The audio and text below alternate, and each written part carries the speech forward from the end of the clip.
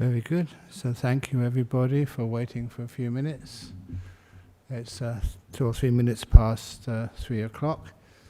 I was in the committee meeting. These are the great volunteers who help make this monastery run, keep it going. There's many parts of our Buddhist society now.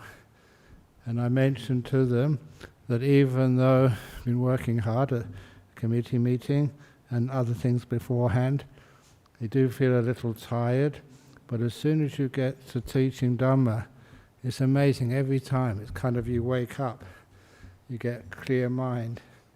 And as somebody said, I think you said this, it's because it's coming from your mind, from your heart, rather than your brain. To actually have a committee meeting, you have to think. Here, you have to feel. Different part of the mind is being used. So anyway, let's begin. Namo tassa bhagavato arahato samma sambuddhassa. Namo tassa bhagavato arahato samma sambuddhassa. Namo tassa bhagavato arahato samma sambuddhassa. Buddhang dhammang sanghang namasami. And I know that I'm going to wake up and be very clear-minded very soon, because we're just finishing off, that's what's on my page over here, the 7 enlightenment factors, and then we go into, of course, one of my favorites, the jhanas. So let's start, first of all.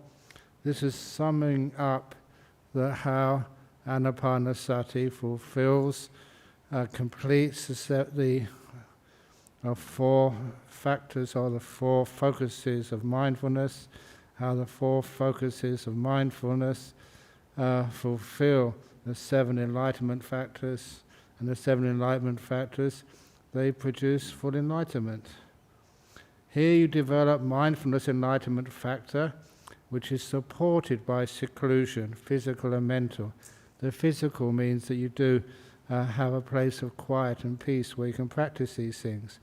The mental seclusion does imply the deep meditations where the mind is like kind of separated, aloof from the other 5 senses. Supported by fading away when many things you always believed were permanent start to disappear, and then they actually do disappear, cessation, and ripens in relinquishment. When you know that these things are not permanent, they're not always going to be there, they're subject to cessation. The idea of owning them. You can't own things which are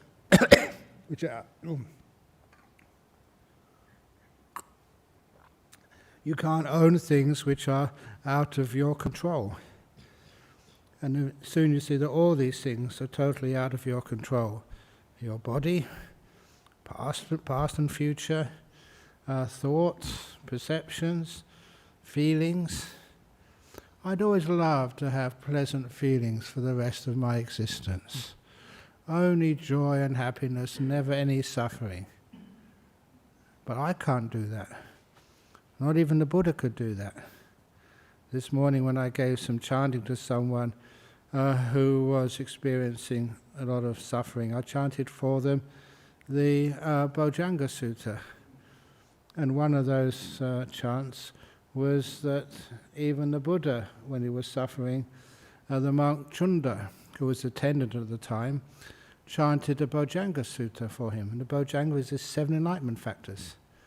And by hearing that chanting, it was so inspiring to the Buddha that the Buddha recovered immediately. Even the Buddha got sick. You develop the exploration of Dhamma, the energy, the joy, tranquility, stillness, equanimity, contentment, enlightenment factor, which is supported by seclusion, fading away cessation, and ripens in relinquishment. You don't own anything anymore, nothing. There's not even an owner visible. And that is how the 7 enlightenment factors developed and cultivated complete true knowledge and deliverance. In other words, full enlightenment. I'm not sure if I said that 2 weeks ago, did I? I may have had to leave because I was over time. But anyway, now we go to what I was looking forward to talking about today. Right stillness. In Pali, that's Samma Samadhi. And of course, you all know that Samadhi is often, it's got many, many different translations, usually translated as absorption or concentration, but I have never found a better translation than stillness. It describes what it feels like, and it makes it quite clear what is the path into that stillness. Doing things never creates stillness. Holding things, striving for things, will never allow that stillness to develop. It'll always be stiff. And remember, these states will last for long periods of time. And they can't possibly last for such periods of time when there's too much control happening. This is when all control actually vanishes. Anyway, this is the first quote on right stillness, otherwise known as jhana. I remembered a time, this is the Buddha talking, I remembered a time when my father was occupied while I was sitting in the cool shade of a rose apple tree. At this particular time, they estimated the Buddha was maybe 6, maybe 7 years of age. Not really called the Buddha yet, but a young boy. Having passed beyond the 5 senses and free from unwholesome states, I entered and abided in the first jhana. That's what the Buddha remembered as a kid. And sometimes you may think, wow, that's amazing. Someone so young can actually enter a jhana like that. But no, in the years I've been teaching these jhanas, I've come across many people, old, young, even people who weren't even Buddhists, who sometimes do some kind of letting go and spontaneously just enter into these jhanas. And I check them out and ask the questions, and it's true. They did have experience of that jhana. And as for this person who is soon to be the Buddha, I thought, could that be the path to enlightenment? I'll repeat that because it's important. The Buddha thought, this jhana, could that be the path to enlightenment, to bodhi? Then the realization arose. That jhana is indeed the path to enlightenment. There was a fantastic statement there, which the Buddha said in the Majjhima Nikaya. The Eightfold Path is the real, accurate description of the path to enlightenment. But that Eightfold Path culminates in the 8th factor. There is a sequential part to this Eightfold Path. One leads to the other, which leads to the other, which leads to the other. And even the development of mindfulness, the Satipatthana, that leads to the jhanas, and the jhanas lead to full enlightenment. This is what the Buddha's insight was.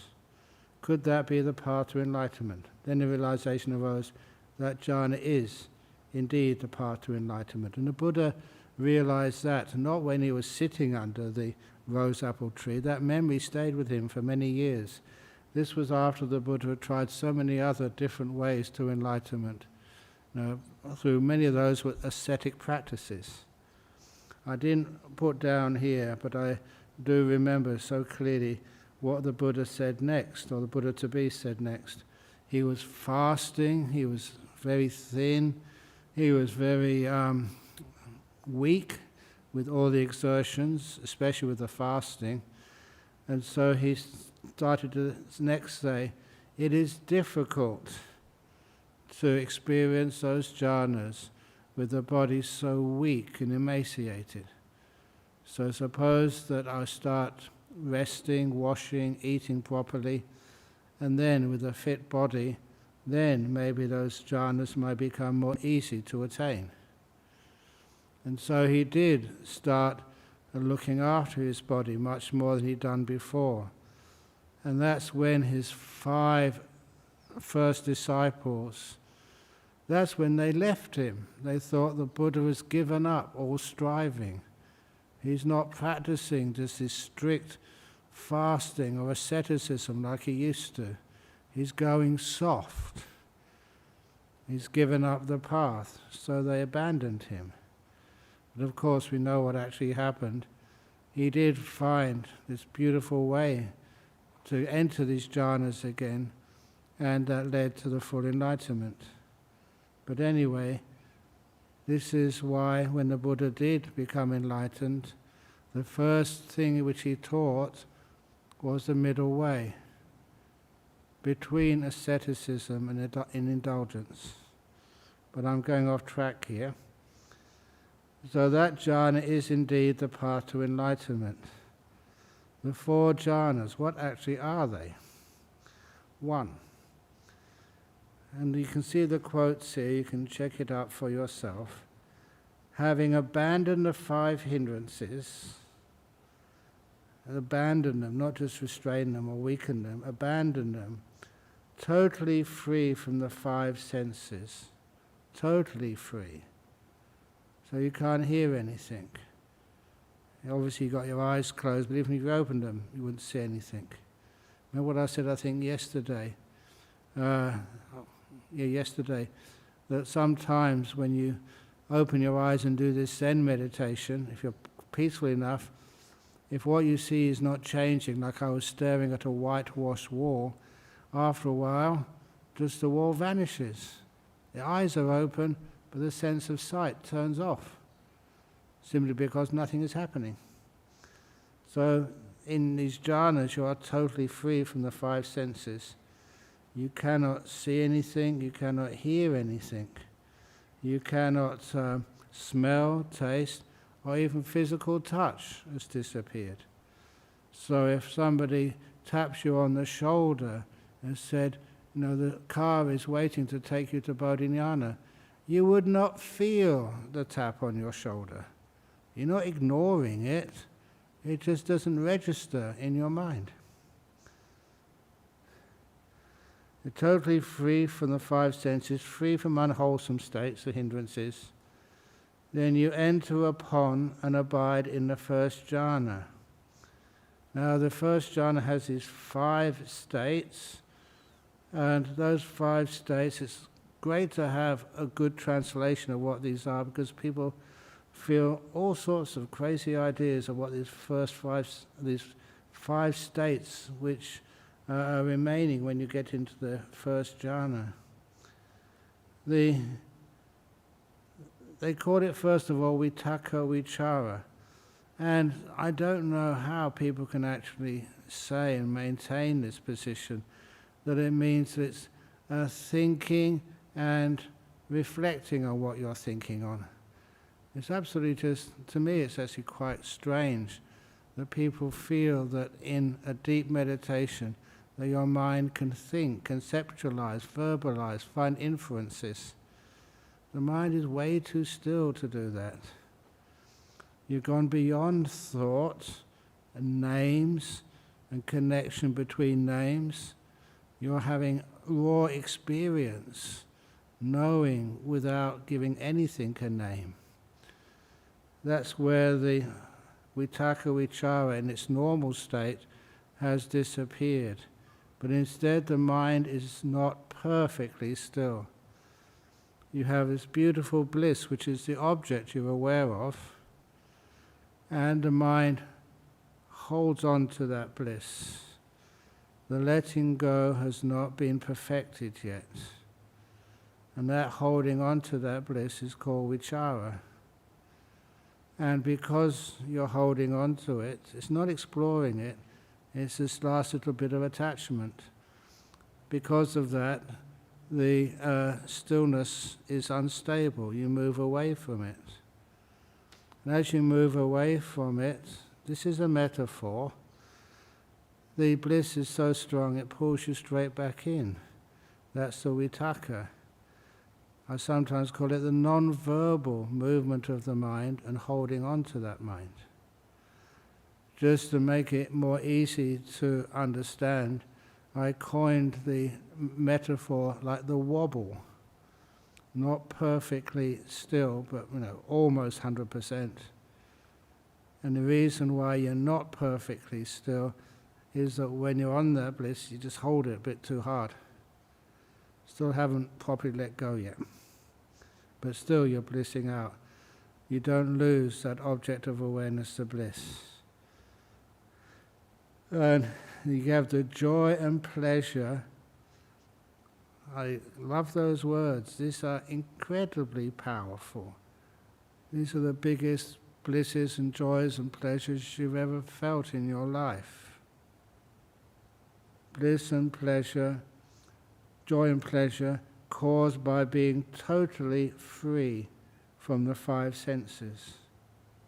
It's like because your five senses is taking up zero energy from your mind, all that energy just stays in the mind, and it creates this great sense of energy and bliss. In the first jhana, 5 things are absent and 5 factors are present. When one has entered the first jhana, the 5 hindrances are totally absent. And what is present, the mind moves onto the object, holds onto it, the object being joy and pleasure, and there is a oneness of mind. This they call ekaggata. The oneness of mind does not mean like one-pointedness of mind. That's just too lower a description. The word aga, ek-agata, aga, you may remember from its Sanskrit form, Agra. That was the capital of the Mughal Empire in India. It means the peak, the summit. So instead of saying one-pointedness of mind or oneness of mind, sometimes we prefer saying like one summit of mind, a huge peak of experience, immense mindfulness, immense joy and pleasure. But the only obstacle there is the mind moving slightly, the wobble. I will do the next 2 and then we can go for questions. When the mind no longer moves on to the object, you're going from the first jhana to the second jhana. When the mind no longer moves on to the object because it lets go of holding on to it, you can relax enough just to let this bliss be. Then you enter upon and abide in the second jhana, which has trust in the object. Sometimes you translate that same word as sampasadana. It's like faith in the object. This means that you can let go of that last bit with that trust, faith, confidence. And that means you can let go of it. It's not going anywhere. The holding on to it is proving to you that that is a disturbance. This doesn't need to be done. And then when it doesn't move, you have unity of mind without any movement of or holding onto it. And this is with a different flavor of piti sukha. This is a joy and pleasure caused by absolute stillness. Nothing moves here. This is sometimes described in other traditions, and it's a valid description, as like diamond-like samadhi. You could say it's hard, yes, that's one way of looking at it, but it's also like solid, immovable, beautiful. Now, there is also a 1.5 jhana as well, which the Buddha mentioned. This is where you'd no longer, you're still holding on to the bliss, but not strong enough to move the attention away from the bliss. The wobble goes. There's no like vitaka moving back on to the object of meditation, the bliss, because you've had getting rid of the impatience. It's a stage between the first and second jhana. The vitaka's gone, but vichara is still there, he's still holding, but very, very lightly. And it's not that far from that 1.5 jhana to the second jhana, which is why most times it counts as a second jhana. It's very difficult to see the difference between that 1.5 jhana and the full second jhana. And the taste of the second jhana, it's a metaphor again, the taste, what distinguishes it. Different type of bliss and happiness, like a different flavor of ice cream. This is more delicious than anything you've had before, much more profound than the first jhana. This is where the mind really does become totally still. First jhana is because of the absence of the 5 senses. Second jhana is because of the absence of any movement in the mind. The mind now is really totally, profoundly still. People sometimes ask, if it's that still, how can you ever remember anything?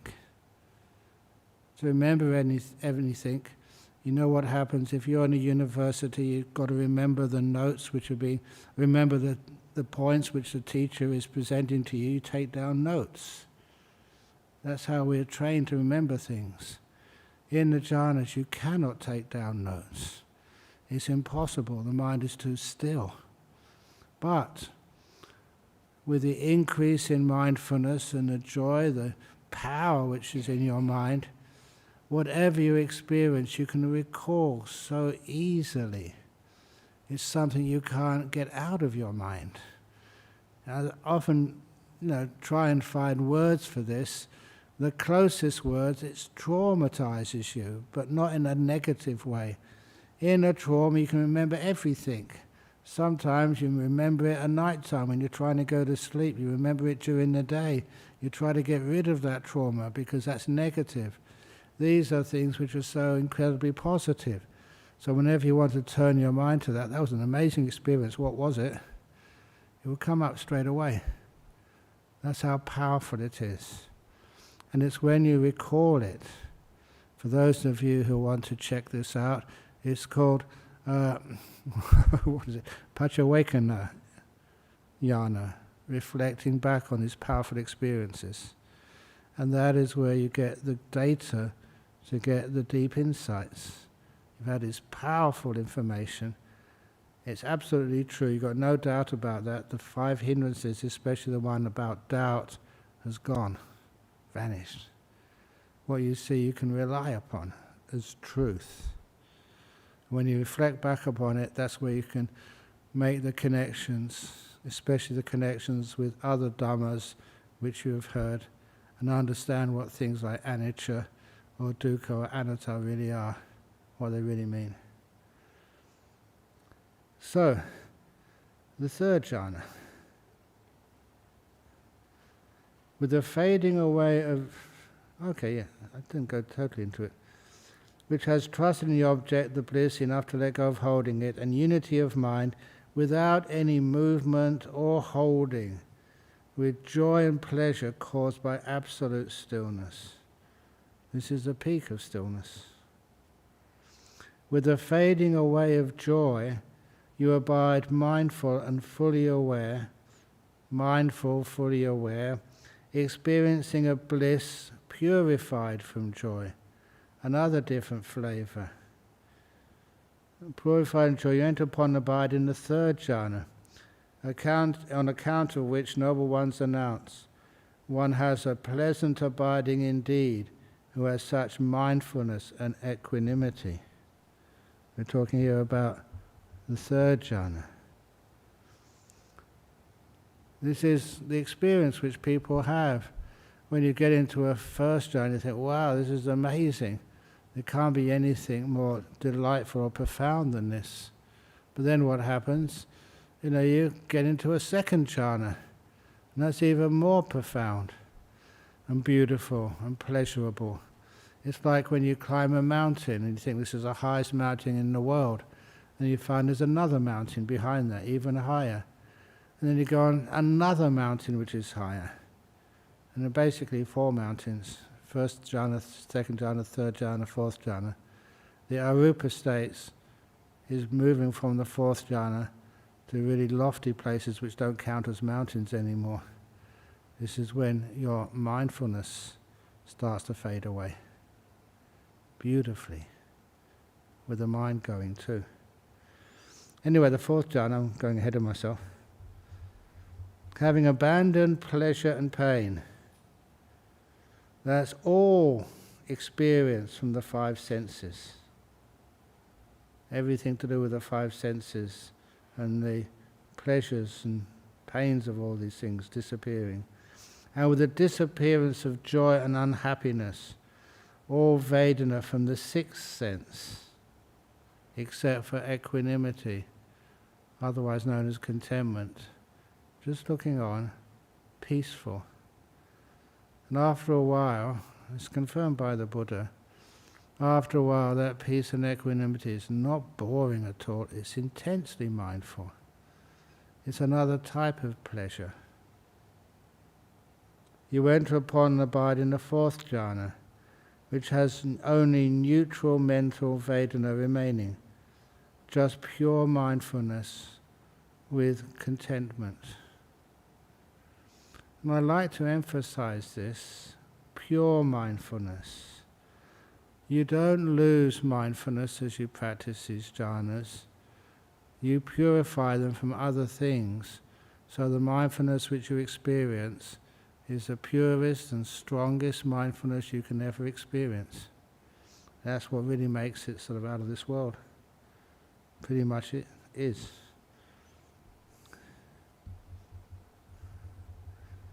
That's the description.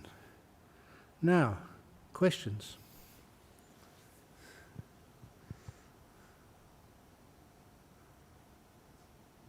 Yes, over there, yeah. I'm curious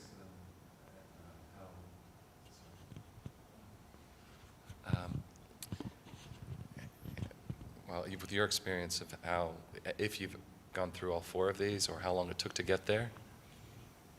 Okay, now that's a question I cannot answer. I'm just saying how frustrating it is. If I tell a lie, I have lost my monastic status. If I tell the truth, I'm still breaking the precepts. The Buddha said you can only tell other monks. And if I did, claim that yes, I've experienced those, and it would be encouraging other monks to actually to talk about those. And sometimes those other monks will be put into a corner, pressurized, and then they may make a mistake and say they have. So what I do, I have all these little tricks of the trade. I told one of those, I think a couple of weeks ago, when I said Ajahn Brahm cannot enter jhana. Now, of course, that should not be taken on face value. I say Ajahn Brahm has to disappear first. Your sense of self has to go. If your sense of self is still there, there's still the idea of attainment, owning, doing stuff. So that's about as far as I can go. But then I also say, well, how long does it take to get these states? What training do you need? Instead of making it personal, this is my other trick, is sometimes I say, I know this monk. I know this monk who used to get into jhana even when he was still a student. Okay, now I'm not making a claim, okay? Please don't charge me with breaking my Vinaya. I'm giving you a very strong clue. But, and of course, you never know when that's going to happen. You just practice and practice and practice. And one day, especially when you put aside your sense of self, you don't own anything. When you don't own anything, you don't crave for things. You don't want to own more. And you're not afraid when things disappear. When fear comes up in your meditation, it's always because something which you assumed you owned is now being taken away from you. So that's why in meditation, when fear comes up, good sign. it means you're getting close to some of these attachments and ownership which you're not really prepared to let go of yet. If you can practice like this as a young student when you don't own that much, when you haven't committed to a relationship, I was pretty this person I know who told me this, yeah, okay, I can say that, was pretty close to committing to a relationship, but after experiencing, even the first jhana, that's the end of relationships. I felt sorry. Stop personalizing it, Ajahn Brahm. That sometimes it's a warning. These jhanas are far more pleasurable than anything else you've ever experienced in your whole life. And they also have a consequence to them.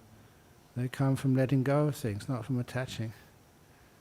So that doesn't do well if you're committing to a close relationship to somebody else. Okay, I said it that. Yeah.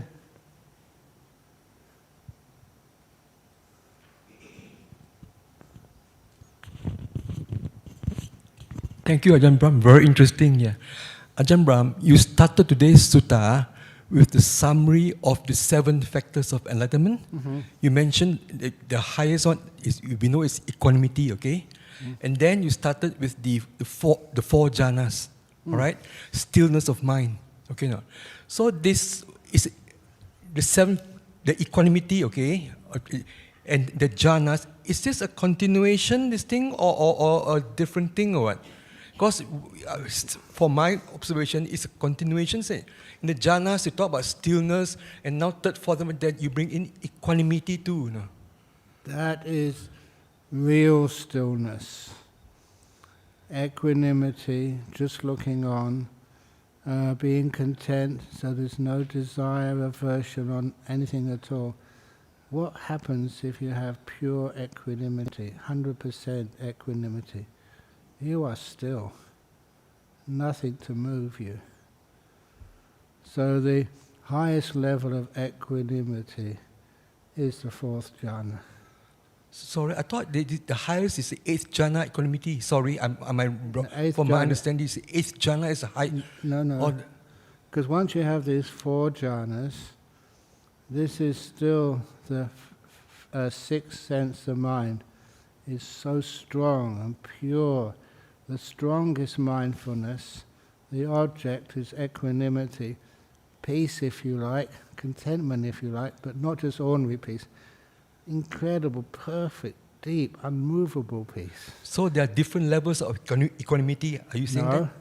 And then after a while, if you stay there long enough, things start to fall away, fade, disappear. The mind, even just in a 4th jhana state, you can stay in there for hours, sometimes days. But eventually, because of stillness, things vanish. So, sorry. I'll just finish first. Yeah. What's vanishing is the mind. Okay, so what is the equanimity in the 7 factors of enlightenment, the last equanimity? What is that equanimity compared to the 4th jhana equanimity you're saying? Are they the same thing or different? Or deeper equanimity? Even the 7 factors of enlightenment, I'll just go back down. It says, I'll just bring it up here so you can see it. I haven't got it here. They say that you develop these enlightenment factors until they reach fulfillment. Where is it going? You observe such a still mind with equanimity. On whatever occasion you observe the equanimity, the still mind, on that occasion, the equanimity enlightenment factor is aroused in you, and you develop it. And by developing it, it comes to fulfillment in you. This is equanimity being fulfilled in its deepest sense in the 4th jhana. 4th jhana. How about the 7 factors of enlightenment, the equanimity? How it is? Well, this is where it says the 7th factor of the 7th factor of the 7 enlightenment factors is equanimity. And the equanimity is developed in its highest, deepest sense. By developing it, it comes to fulfillment in you. That's referring to the jhanas. Oh, so it's a higher form then? Yeah, It it's goes the best, higher. highest, best form. Oh, you know what I'm saying, asking this, for Yeah. all of us, it's very important. Can I just, Go on. That's from my, experience thing, okay? Lately, through all these suttas, okay, I felt came to me a thing, okay? The Bojjhangas. Yeah, Bojjhangas is a healing thing for all of us, of course. The highest, it's an enlightenment factor, okay? Yeah. So after listening to this, I apply this to me, Yeah. Whenever I have that problem, this thing, okay? So the Bojjhangas is a healing thing. So I look at it, I apply in my own way, equanimity, Yeah. And you have to practice it. It works for me, The problems is all from my mind, all this coming up, thing, So I apply the equanimity, this thing, and it helps a lot. Yeah, That my mind keeps exerting all, all the problems we have, all these things. Indeed. Just let go, and that's a healing factor. That's what the Bojjhangas is about, Yes. Like the Buddha was sick, Chunda recited, he got healed. Exactly. So he recited and he healed a lot of the monks down there. So it's a healing thing for all of us. But when you actually take it to the level of the jhanas, you don't have any problems because you've disappeared. Yeah, of course, it's a The higher sense thing now. of I self think, has yeah, gone. yeah. The sense of ownership has vanished. And that it means the equanimity becomes immovable. So all this, just one, right? So if you are at, say for us, 0 to 9, which level we are in, So if we are at a higher level, we can understand this, Yeah. A person just come in at level 1, they won't understand this. And So it will even take if time. Sorry? What? now, even if you don't understand it, I just recall so many times when Ajahn Chah, my teacher, was teaching. It was way above me. I didn't understand it at all. But I remembered it. And it's that remembering those pure teachings, that was what assisted me. So when you had experiences, that's what he meant by the pure equanimity. One thing which I do here, and I've mentioned this in some talks to you before, in many traditions they refuse to explain jhanas to lay people. They just will not do that. Even in Vietnam some years ago, they made a resolution with the United Buddhist Sangha, the Mahayana and Theravada teachers, not to teach jhanas.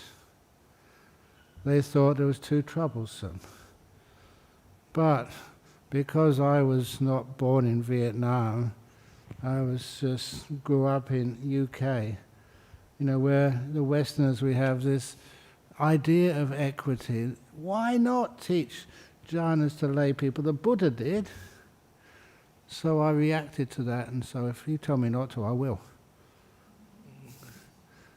Even once in a famous monastery in UK, I was just going into the reception area, and one of the senior monks there grabbed me by the shoulder and pulled me aside and said, and he looked around as if he was about to give me a copy of Playboy or something. He was doing something a bit irreverent. I said, what? He said, Ajahn Brahm, thank you for teaching jhanas. It wasn't allowed in many places, even teaching monks jhanas. And that really, made me teach even more eloquently the importance of jhanas. Why not? There are many lay people who do experience them. In the time of the Buddha they did. And if you don't teach them, you get these really silly occasions. Someone comes up to you and they said, I've had this really deep experience. Like this lady in Penang many years ago came up to me and said, I went to my GP, my psychologist, psychiatrist. No one understood what I was talking about. Am I going crazy? What was it? And I remember her telling me. She wasn't even a Buddhist at the time, but she thought, maybe I could understand. And then she taught me she told me what she'd experienced, and it was a very true jhana, first jhana experience. It kind of surprised me. I confirmed that because I asked her, did this happen? Did that happen? Did that not happen? And afterwards she said, yes, yes. At last someone understands, what I was experiencing. And for her that was just so important. She realized she wasn't going crazy. She didn't have a psychotic episode. It was just a very deep state of mindfulness which she just fluked. And I did ask Chao Po when I was in Penang recently. He said yes, and she's actually, that changed her life, and she comes to the Buddhist teachings now. Imagine you have these powerful experiences. You haven't got a clue what they are. These are all important things, you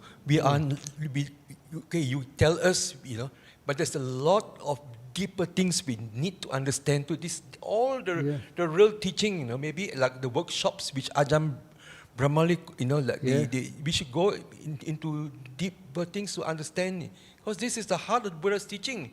It's helping us, Indeed, yes. The suffering, how to get his teachings. Suffering, they ask him, what's your teaching about suffering and end of suffering? That's the real thing. Yeah.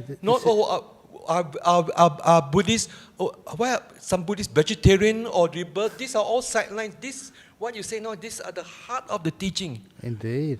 This is the heart. We should all be going into this, This is why we teach it. I talk too much. Because once you hear this, there's a good chance Ajahn Brahm, that will encourage you. Sorry. Yes. Neither perception or non-perception. Is that the high equilibrium or No. higher equanimity? If you ask the Buddha, it's much deeper, but the Buddha said you cannot use that as grounds for getting enlightened. It's way too refined. What happens to teaching about the arupa states?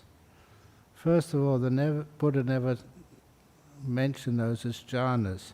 He never mentioned a fifth jhana, sixth jhana, seventh jhana, or an eighth jhana.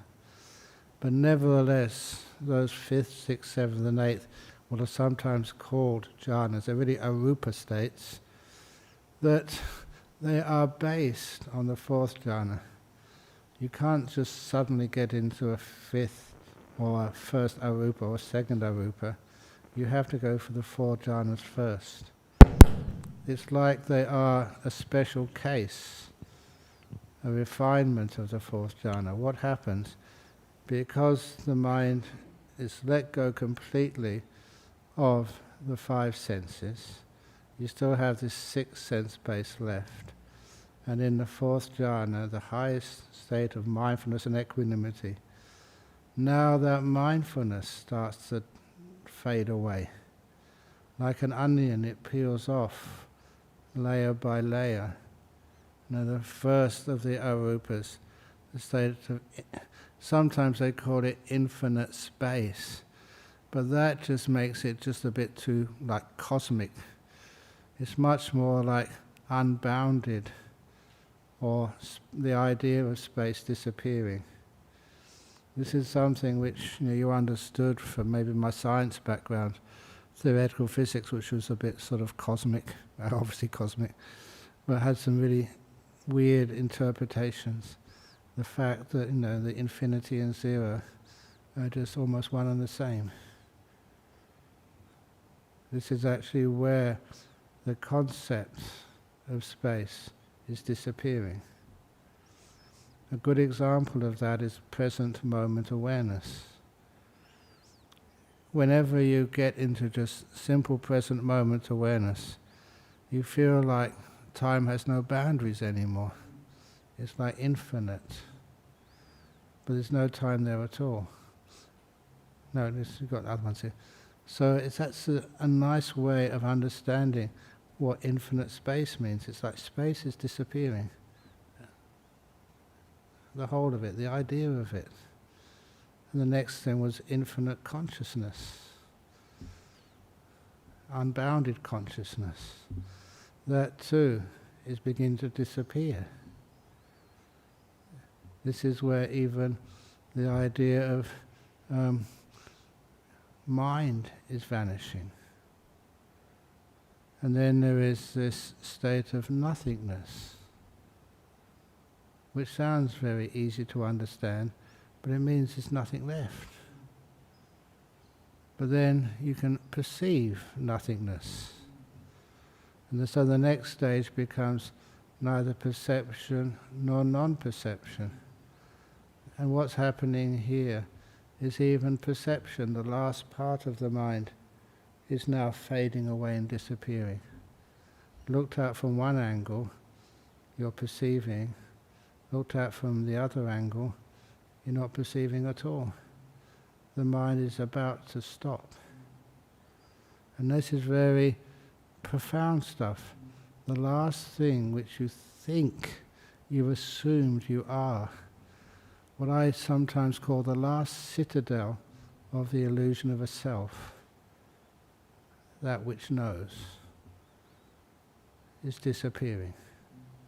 When that disappears, the Buddha called that the state of cessation, where all that is experienced and perceived vanishes. Sabbasanya vedayeta nirodha. And what this is doing is showing you that even every part of Eddie, not just the world and the body, but even all your mind, the ability to know, to perceive, is all disappearing. No, I'll just finish first of all. Because once things have disappeared, when you come out of that state, one is always, someone asks this question, and it's quoted in the sutras, you're either fully enlightened or you're a non-returner. Non-returner is just the one lower than the enlightenment. That's the only two alternatives. That's why there's incredibly deep states of meditation. And a lot of times people are even afraid of listening to it. What do you mean you disappear? Is that the whole point of this path, disappearing? Yes. Vanishing. Gone. Out of samsara. And I'm saying that. Many people say, Ajahn Brahm, he's been a monk for so many years and he doesn't know anything yet. But I'll say that because it's true. And one day it will happen to you. You vanish. Okay? Okay, 1 minute and then we do it on this. Do you have a question, Chris? What you say is like oh, sorry, Ajahn. Important here, like in space floating, okay? That is when we are, the mind is so light, No. We are so light, then we, like, we are light, no problem, all these things, then we float out the thing, No. Opposite of that is, our mind, because our human mind, we are so bound to the earth, We are so attached to the problem we have. No matter when some little thing happens, you think, oh, we keep like a, how do I say, like a, keep going, like attached to the problem, make it big, all that, so why we suffer. No, Isn't it? So when we slowly become lighter, equanimity, become lighter, all these things, then we, I mean, it's being stuck to earth, this thing, okay, the thing, become lighter, then we float out this thing, then we become light, and that's how the whole thing is.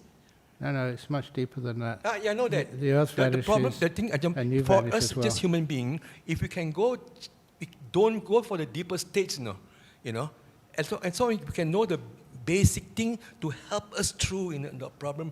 That's good enough, and then we progress. That depends on some people for many lifetimes or whatever it is. Yeah. So I am trying to focus on the word of the Buddha, and the word of the Buddha is having these problems disappear totally right now, not slowly. Okay, here we go. Okay, number one question. What does one know after jhana that rebirth will eventually end? Wow. Do you know if it's dream entry or renewing from past life? What you know after a jhana first of all, your 5 hindrances are gone for a long time. The deeper the jhana, the longer those 5 hindrances have gone. One of the things which are gone is no more wanting, no more ill will, which is one of the reasons why I check people if they claim they've attained a jhana. You know this before. I say, you, a white woman, white women can't get jhanas. And I look at you and see if you're really offended. And if you get very angry, say, okay, that wasn't a jhana, okay. Of course white women can get jhanas.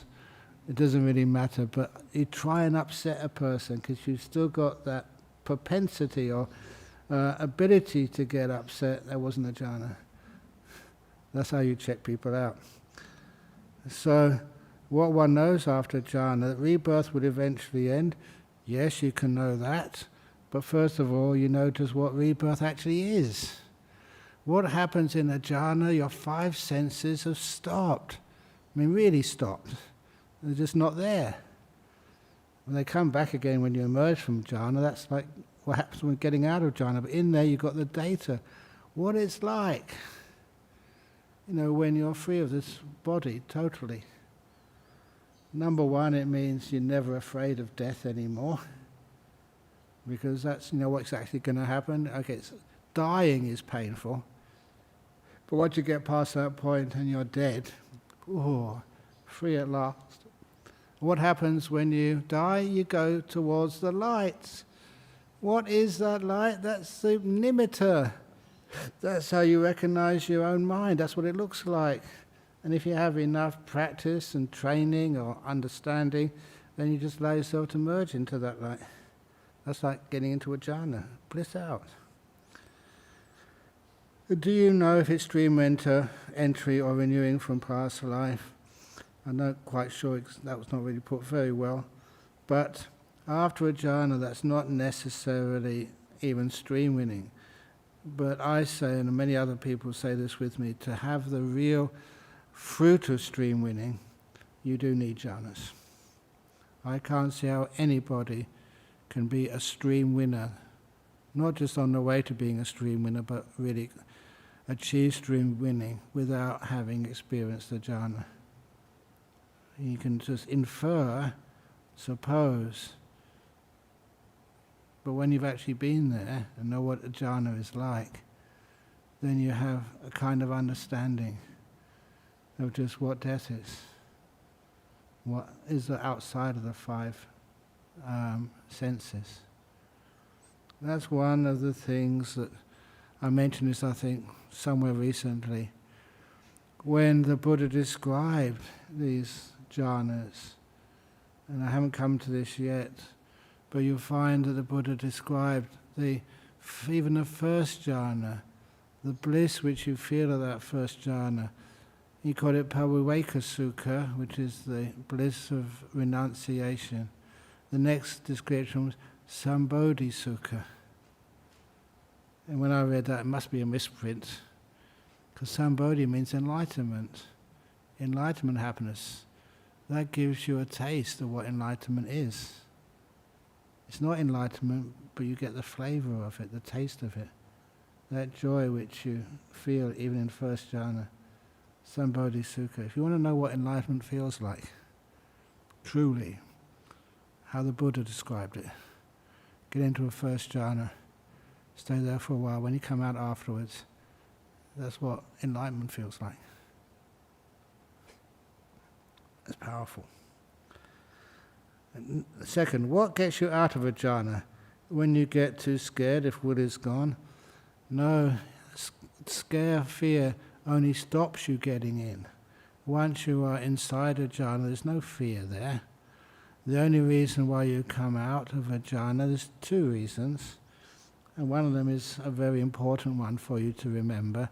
If you need to pick up your children from school at 3 p.m. or something, please tell yourself when you sit down after lunch at 1 p.m., I must come out by 3 p.m., I must come out by 3 p.m., I must come out by 3 p.m. And then you can come out. It's amazing to do that, that, you haven't got a clue about what time is. The mind is really still and enjoying itself immensely, and then the mind comes out. And it's 3 p.m.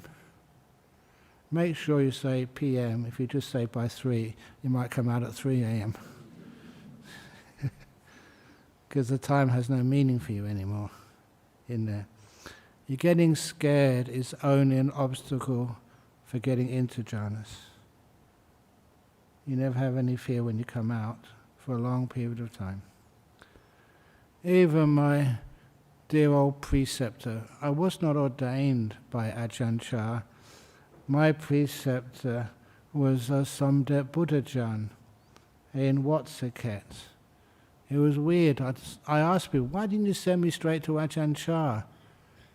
And the people who I took advice from at that time said, we never thought you were serious becoming a monk. You were too happy. That's what they said. I was always smiling. I was meditating already.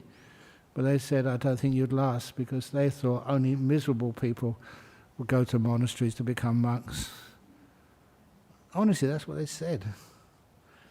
So anyway, eventually you just find really good preceptors. And my preceptor once told me a personal story, I don't mind repeating it.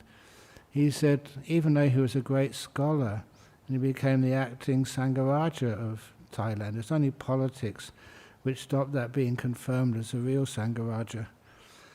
But he said once, he came from Got Samoy, and that when he was a young monk, of course he had to learn meditation, and they asked him to meditate in a coconut grove. And he got into a really nice deep meditation, into a jhana. And he knew it was a jhana because when he came out of that meditation, he saw in his lap was a very venomous snake coiled up in his lap. And he said he was taught by his parents, his teachers, if that gives you a bite, you're dead. And he said even though he recognized that snake as really dangerous and it was coiled up in his lap, he had no fear at all. He wasn't suppressing the fear, I must sit still, I must sit still. There was no fear at all. And he just carried on being peaceful, it was nice. And after about 20 minutes or something, the snake decided it's time to leave, and just very gently and quietly just slid away. That's actually what these jhanas are like afterwards. You're fearless. Not because of you're strong. You look at these beings, they're just other beings in this universe. You're not playing around with kindness, it's natural to you. So what actually gets you out of a jhana is just the karma. How much letting go you are practicing to get into that jhana. The more letting go you have, it's like the more momentum you have, the longer you stay in that jhana, and usually the deeper you go into those jhanas. If you say, yeah, I got into first jhana today I'm going to get into second jhana, that's stupid. You just say to yourself, I'm going to really let go, really let go, really let go. And you feel really peaceful. You don't do anything. And then you can go into very deep jhanas and stay there for a long period of time. It's the amount of renunciation which you do, basically. Okay, next question. Can you clarify the simile of the check in the mail and drop by drop? Why jhana is unexpected, whereas in the sutta it says one decides? Shouldn't it be gradual? You decide to let go of things. All you can ever do is to create the situation, the causes where the jhanas happen, and to make sure you avoid those things which will stop the jhanas from happening. And what stops the jhanas from happening is wanting, fear, pride, all those negative emotions which everybody knows are not supposed to be part of a person practicing. If you have those sorts of things there, I want, then it will never happen. That's one of the reasons why many times people, I want, and they get nowhere, they just give up. And when they give up, oh, this is impossible, I can't do this, then the jhanas can happen. All these lovely similes. This is a simile which I invented, of the donkey and the carrot simile. You all know this one, I hope, by now. If you don't, you weren't paying attention last time. How does a donkey catch a carrot? Because that carrot is tied to a string, and the string is tied to a stick, and the stick is tied to the donkey's neck, so that carrot is just about 2 foot in front of the donkey's mouth. And even though the donkey chases after that carrot, that's how the farmer makes him pull the cart behind it. Even though the donkey chases after it, it's always about 2 foot in front of the donkey's mouth. So how does actually the donkey catch the carrot? So simple. It runs as hard as it could. You all know how to do that, chasing after carrots in life. But then the donkey knows how to stop. And it's not afraid. Because as soon as you stop, that carrot, the momentum of the carrot makes it swing further away from you than you've ever experienced in your life. 4 foot in front of the donkey's mouth. He's losing the carrot. But does the donkey get afraid? The donkey is patient, just waits. And as the donkey waits, the carrot starts moving towards the donkey. It just, when things swing up, they swing back again. And soon it's 2 foot in front of the donkey's mouth. And then the donkey just doesn't do anything. Because now the donkey's coming at full speed. The fastest it's ever moved towards the donkey, towards its mouth. And soon it gets right next to the donkey's teeth. You've seen pictures of donkeys, they've got huge teeth. And right at the very last moment, the donkey remembers the importance of compassion. He looks at that carrot and says, "Carrot, the door to my mouth is open to you." Opens its mouth, and that's how the carrot comes in. That's how jhanas happen as well. You've been running after them. That's actually quite good. Now stop. When you stop, you feel your meditation is going backwards. You feel like the check is not in the mail at all. Ajahn Brahm is making these things up. And it goes so far away, further than it's been before, but then you find it starts coming towards you. You don't do anything. Remain still. And soon it's coming so fast, and it's scary. That's why you need the kindness. Open the door of your heart to this wonderful carrot which is coming into you. You didn't do it. You were just patient. You let go. But let go with kindness. That's why the experience of jhana is unexpected, because if you want it, it doesn't happen. When you don't want it, you just make the causes right there, then it happens. When entering jhana, is it common to feel like we're in the state of emptiness, sunyata? Here, bliss is experienced as vacuity, since the stillness dissolves thoughts and feelings. No, that's not how I would describe it. The emptiness is empty of what? That's why I was impressed when I read the Sunyata Sutta by the Buddha the first time. He always made emptiness conditional. Empty of what? Empty of the past, empty of the future, empty of worry. So when you are entering a jhana, it's actually not when you're entering a jhana, the bliss is the strongest feeling at that point. It's powerful, it's out of control. Your sense of self is disappearing fast. Vacuity, not really emptiness, but You can't have a first jhana without the power of the bliss in its incredibly strong piti and sukha. The stillness dissolves thoughts and feelings. It dissolves thoughts, yes, but not Vedana, not feelings. Those feelings are like purified, the most powerful purified bliss you've ever had in your life. That's why it also serves, as I said earlier, to dissolve any thoughts of like lust or sensory pleasure, any thoughts of any feelings of anger. Those things just can't exist. Have you ever wondered, why are monks and nuns celibate? Are we doing this just to torture ourselves? To give ourselves a hard time? Is it because we're on the shelf, we can never find a girlfriend, never find a partner, so I'll become a monk? Of course not. You become a monk and stay as a monk or as a nun because you have this beautiful sense of a much more powerful sense of joy and happiness. And this is what the jhanas give you. Anyway, that's the fourth question here.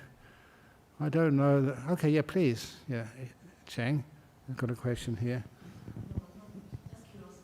Yeah, but sometimes with these things over here, people say, why are you only doing one paragraph or one bit a day?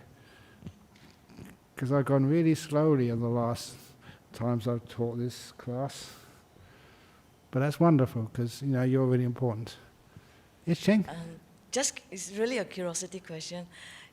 If we talk about Arahant, that is the Tevijja Arahant, yeah, and if the first Tevijja, or doesn't matter the second, they know path. The path life. You call it, I think you understand path life. Anyway, you understand past life. yes. My curiosity is this: that don't you think that it will happen only a person, if somebody claims that they have attainment of Arupa, before they can do that, or even if let's say you're Arahant, or even somebody got past life knowledge, the Tevijja of the knowledge, Yes. it has to happen before you can do Arupa attainment? That's a very good supposition, and I probably tend to agree with you. I always think you think very deeply, you see very deeply. So I really admire some of your propositions like that. I'd probably say yes. And if it's the case, I am definitely limited by my language ability, which is good, it's freedom for me, so I'm just playing with words. I see people are struggling with Arupa, the first Arupa, because for so many years I don't read. Infinite, the fading away of the unbounded perception of form. Yes. And some would talk about forms. It doesn't matter what, if you based on what I say, it has to be form of everything. It's the khanda of the form is gone. The past, the future, the future is still there if you still got rebirth. It's definitely forms. Doesn't matter form or form, like I say, my English is not there, but it's basically, we are talking about Arupa, a species of being if you are reborn there. Yeah. And to do like that, you go back to what I say, you have to have past life experience in the knowledge that the Buddha or our framework of teaching we want, the gradual training or the virtue, the stillness, the wisdom. Yes, because that's what happens to people who develop these jhanas. That sometimes it's like it's easy to remember past lives. It's just there for you. So it's just whether a person decides, let's have a look. So in this case, look, I just finished this curiosity. If we are a disciple of Ajahn Brahm, or if you are studying or want to read Buddhism through Ajahn Brahm, we just have to stop thinking of Arupa as Arupa jhana, because it's just wasting a lot of your time. Could be, yes. Sometimes though it's nice to have the big picture, the overview, and that's what I sometimes like to do. It may happen one day that you get into these really deep jhanas, and then once you're inside of a jhana, there's no way of deciding, to go deeper, to stay where you are, come out. It just happens according to natural laws, not your will or your choice, unless you make that choice beforehand. Within the jhanas, you cannot will or choose anything. That part of your mind has disappeared. And it's because of that, you can't decide within a jhana what you're going to do next. That's one of the reasons why you come out naturally. And so you can't decide, I will get into the arupas. And it means also, the Buddha said, there's two types of enlightenment. For those people who've just gone through the 4 jhanas, and those who've taken it further to the arupas. The arupas aren't necessary, but sometimes it happens anyway. These are not things you decide. Yeah, I'm going to go and do the arupas.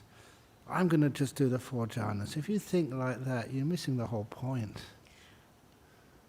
Can I just jump into your curiosity with this last statement?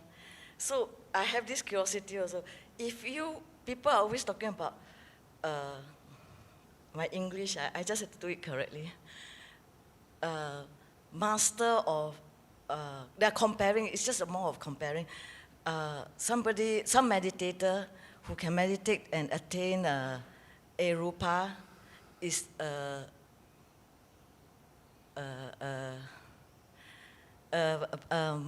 better master than arahant that have 4 jhana. I think it's rubbish. I agree. Okay, then I don't have to tell you why, because there's a lot of scholars that argue with it. I felt it doesn't make sense at all, because 4 jhana of Sariputta, and if you worship the wisdom of Sariputta, and you harbor that about mastery or commentary saying the mastery of Arupa is better person, I don't know what they use. I think it's just out of, incoherent to what I think. I totally agree with you there.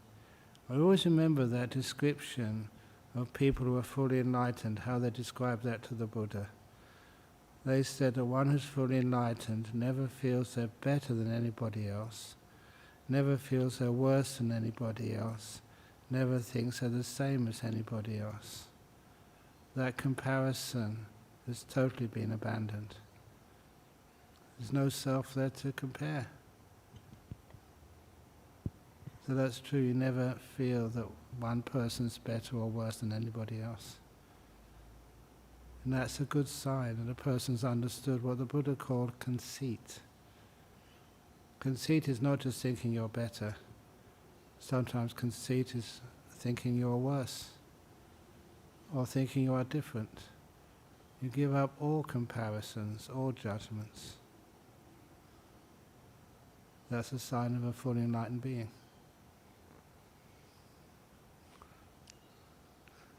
Can I finish off with last comment? It has to be last because there's another question coming. Like just now earlier on when you give the answer to the live chat, where you talk about how the person, how a person who experienced jhana and the jhana, and you said there's 2 factors. One is the determination before they get go, and then one is karma. I just think that if, let's say, a lot of your bhikkhu, or a lot of your sangha people, and a lot of your good disciples, if they follow what you said earlier on, just let go, let go, let go. From 1st jhana, they go let go until 4th jhana. There'll be a lot of good things happen in a lot of monasteries. Especially if they after finish their 2 weeks of doing their patimokkha, they are so virtual mind, and then they got good teacher, and they learn so much, and they already got 1st jhana, and then remember to say let go, so they happen. Okay, thank you. A question over here? Please, yes. No, the thing is coming. In one of the suttas, the Buddha extends his life by signless concentration. What does that mean, signless concentration? Is it the nothingness? Okay, the signless concentration. It's not a concentration, it's a stillness. It's the animitta samadhi. That means it's similar to not comparing anything. not sort of seeing anything which makes you feel that this is better than that. How do we compare anything? We look for signs. And we've been brainwashed basically by our culture and believe this is a better sign than that. This is a more educated person than that person. This is a wiser person than the other person, a kinder person. All those signs vanish. Now imagine when you just cannot compare, you don't have any signs left. You can't even see like a second jhana better than the first jhana. It means you have no desires possible. To have a desire, you have to have a comparison. Here I am, this is what I want. When you cannot compare, all that wanting vanishes. And that creates a sense of stillness and peace. You don't want stillness, you don't want anything. But when you don't want anything, that's just what happens. It's cause and effect, it's nature. When the wind doesn't blow, the leaves on the bushes and the trees become still, eventually. So that when one doesn't look for signs, one cannot go anywhere. One has to be still.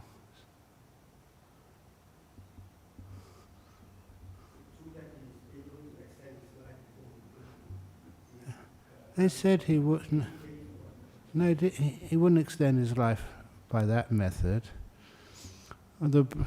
This is one of the other things I love saying, that when people ask about the Buddha extending the life, the Buddha made a promise, and that promise was made to Mara right after the Buddha became enlightened. I think it was still in the Bodh Gaya. Mara came to him and said, okay, I give up, I admit, you're fully enlightened. You're beyond my control now. But please, Buddha, please, there's no need to teach people. Teaching people is a big burden. And instead, please just quietly go off into parinibbana. And that was Mara's suggestion. And the Buddha replied, no, I will not enter parinibbana until I have completed 4 tasks. It's actually his mission in life. And that was to create a strong sangha of monks, many fully enlightened, many non-returners, many once-returners, many stream winners, and people on the path to being stream winners. Until I've also created a strong bhikkhuni sangha, nuns, fully ordained bhikkhunis, enlightened, on the path to enlightenment, once-returners, non-returners, and stream winners. Until I've created a strong community of laymen and laywomen on the path to enlightenment. Once those 4 groups are formed, are strong and sustainable, then I will enter full enlightenment. And that's when Mara came to see the Buddha under the Chapala shrine in Vaisali and said to him, he was old at this time, and he said to the Buddha, remember that promise? Of course. Now there's a strong sangha of female enlightened beings, a strong sangha of male monks enlightened, strong lay supporters, laymen, stream winners and once-returners, non-returners, strong group of lay women supporters on the path to enlightenment, once-returners, non-returners, stream winners. Your promise has been fulfilled. So the Buddha said, now is the time to actually take the full enlightenment, the parinibbana. And that is when the Buddha said, Yes, I remember that promise. I have to keep it. In 3 months' time, I will enter full parinibbana. That's the other part of the story which people forget. The reason why the Buddha taught and worked so hard for so many years, he had this goal of actually making Buddhism strong and sustainable by these 4 groups. And once he had achieved that goal, Ma reminded him, yes, I've done my job. He could theoretically extend his life, but there would be no point to that. He was just saying it's possible to do that as a Buddha, but no need. He was right. Buddhism has lasted for the last 25, 26 centuries, and it's grown. It's gone to all parts of the world. I think there is some weakness in it, and one of those weaknesses, honestly, was the fact we did not have a strong bhikkhuni sangha.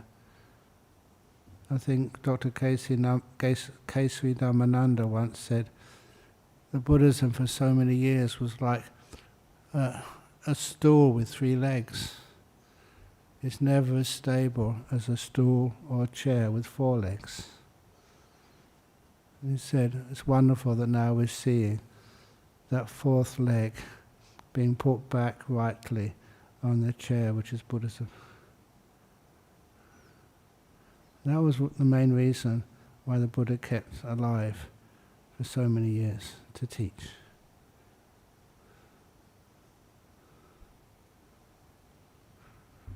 Okay, I have to make the very, very last question. I usually have 3 very, very, very last questions. Go on. It's quite convincing that the jhanas are almost essential for enlightenment, because most of the suttas I see that it's ending with the 4 jhanas. But there are still a lot of teachers who put jhanas a bit more lightly, saying that even the bodhisattvas teachers attain jhanas, and that's so. What yes, can you say indeed. about that? Even Brahminasita had jhanas before. Maybe in a previous lifetime, but certainly not in this life. If you look at some of the evidence that when the Buddha remembered being under the rose apple tree, that was his only other remembrance of what a jhana was like in this life. He couldn't have experienced those jhanas under those 2 first teachers who taught, Alara Kalama and Uddaka Ramaputta. And when he realized the importance of the middle way, not to do things which tire the body, and not to indulge in sensory pleasures, but to realize that the joy of the mind is exempt from that, not indulging in sensory pleasures. That was why his first teaching was describing those 2 things you should avoid. Atta Gilamatanu Yoga. That means practices which tire and exhaust your body and mind. Too much thinking, too much striving, too much fasting, not getting enough sleep. Things like that which the Buddha and many other people practiced. And the other was Kama Sukali Kanu Yoga.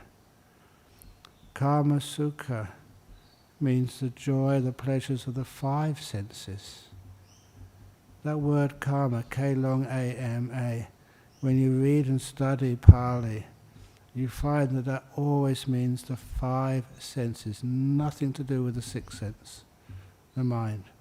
Many people don't understand what that mind really is. When you understand what it really is, it's naturally very beautiful and joyful. Once you get into the joyful states of mind, don't be afraid of them. Many people didn't understand that. They thought that you had to abandon all happiness and pleasure in order to gain enlightenment. And that is wrong. So this, when one sees this, even the Buddha's first 5 disciples, they didn't understand what the Buddha was up to. He was giving away asceticism.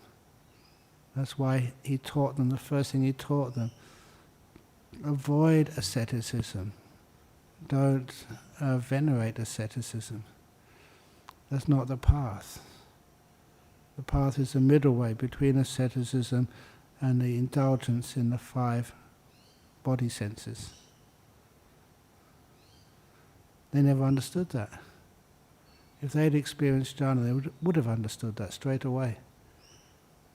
But they hadn't, so they abandoned him. He practiced alone for a while, until when he did feel that this was the right way.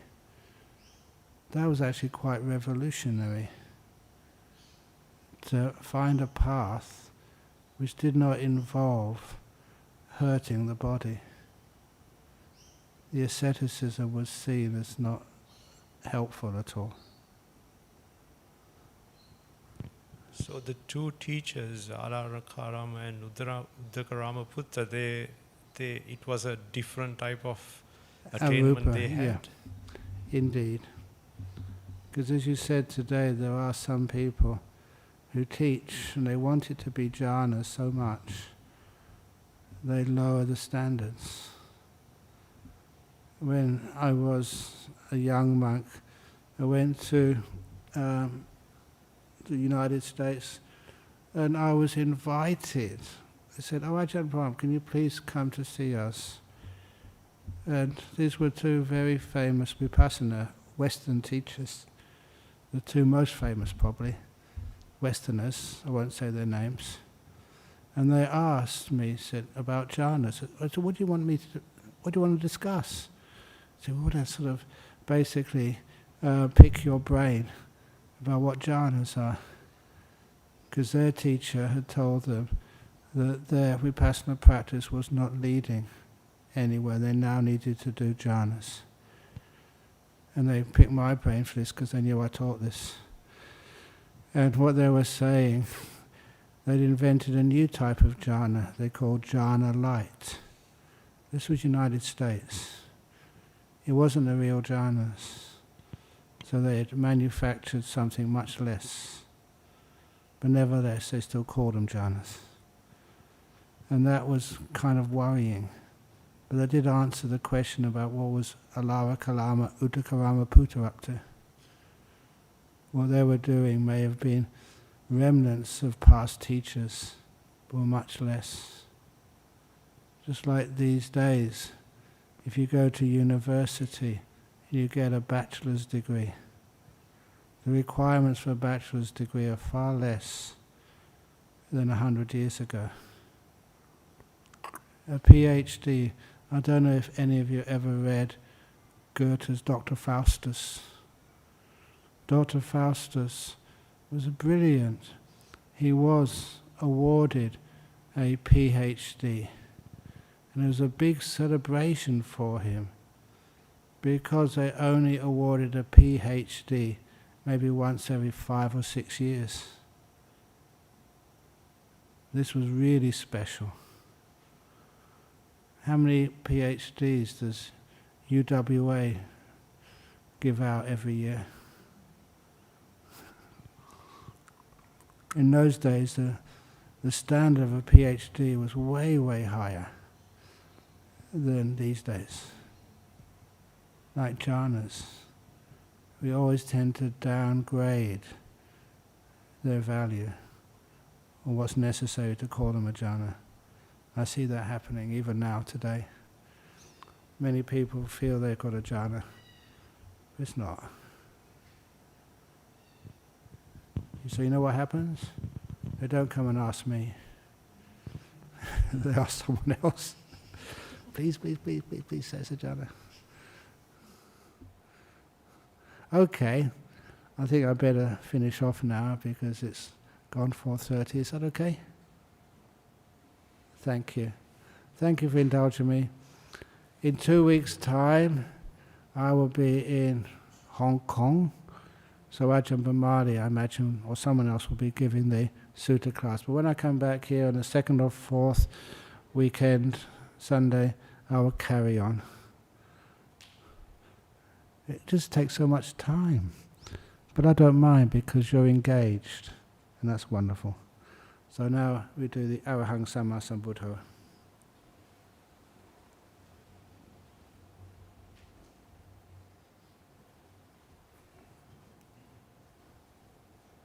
Arahang Samma Sambuddho Bhagava Buddhang Bhagavantang Abhivademi Suakato Bhagavata Dhammo Dhammang Namasami Supatipano Bhagavato Sawaka Sangho Sangham Namami